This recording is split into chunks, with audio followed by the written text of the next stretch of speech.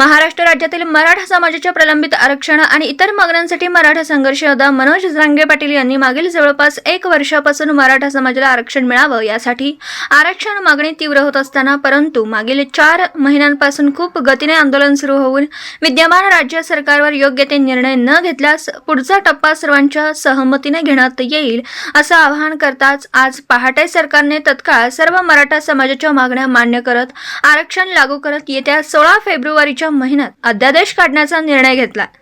मराठा समाजाला आरक्षण लागू होताच आज मुदखेड शहरात सकल मराठा समाजाने रॅली काढून नांदेड रोड, उमरी रोड होत मोंढा येथील बालाजी मंदिर येथे रॅलीची समाप्ती झाली।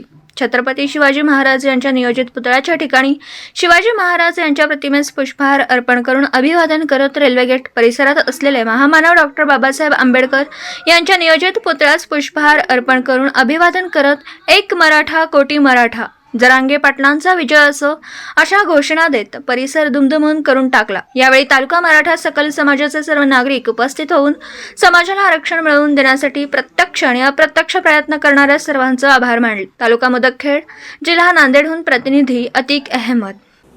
दिवसभरातील घडामोडींचा आढावा घेण्यासाठी पाहत रहा N24 मराठी न्यूज चॅनल।